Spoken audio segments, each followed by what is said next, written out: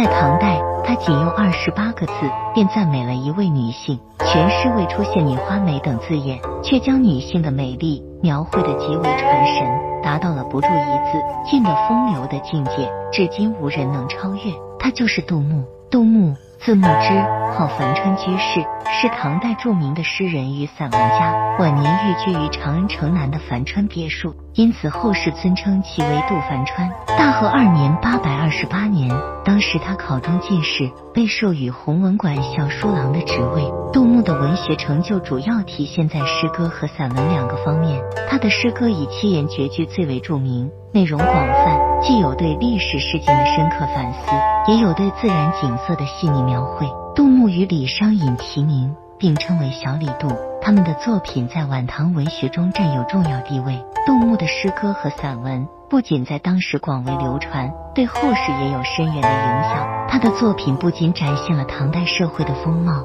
还反映了他对时政的深刻思考和对历史的独特见解。他无疑是晚唐诗坛星辰中最亮的那一颗。当他仕途不顺之时，他在扬州结识了一位美丽的歌女。在杜牧即将离开扬州，离别这位知音的时候，他挥毫写下了2首赠别诗。今日我们一同赏析赠别中的一首佳作，共同领略杜牧笔下所描绘的女性之美，并体会其中蕴含的深切惜别之情。开篇第1句，杜牧便以娉娉袅袅13语，勾勒出女子的曼妙身姿与青春年华。这7个字既未出现任何人称代词，也未直接提及任何名词，却能在读者心中勾勒出一幅生动鲜明的画面，仿佛亲眼目睹了那位美丽歌女轻盈柔美的倩影。其艺术效果丝毫不亚于曹植《洛神赋》中翩若惊鸿，宛若游龙，荣耀秋菊，华茂春松那般细腻而生动的描绘。全诗正面描绘女子美貌的仅此一句，以虚写实，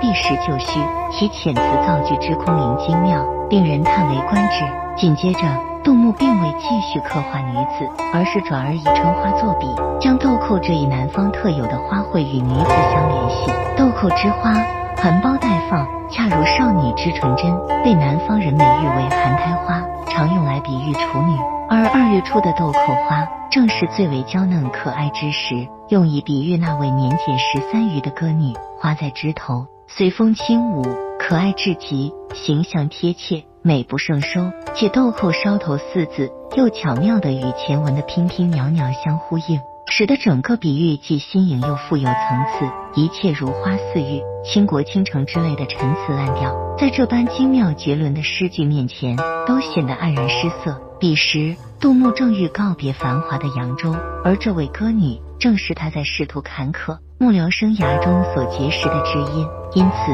诗中第3句自然而然地提到了扬州路。唐代扬州经济文化繁荣昌盛，素有扬州一亿成都2之美誉。春风十里扬州路一句意境酣畅，将扬州的富丽堂皇与繁华热闹渲染得淋漓尽致，仿佛让读者亲眼目睹了那10里长街上车水马龙、花枝招展的盛况。这里歌台舞榭林立，美女如云，珠帘轻卷间，可见高楼红袖翩翩起舞。然而尽管扬州路上珠帘无数，美人如云，但在杜牧眼中，卷上珠帘总不如她。至于不如谁，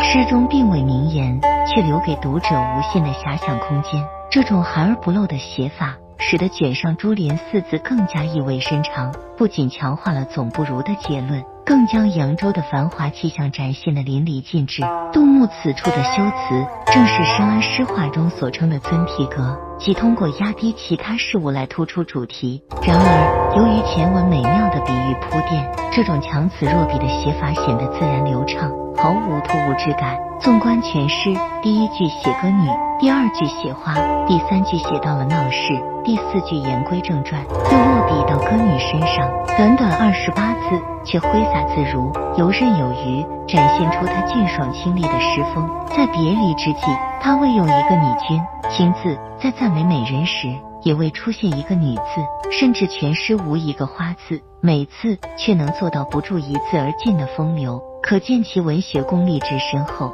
他诗歌既有豪爽进谏的气势，又有精美典丽的语言和疏朗的神韵，形成了豪爽俊逸、清丽明快的艺术特点。这首诗语言空灵精妙，个性鲜明，实乃诗坛瑰宝。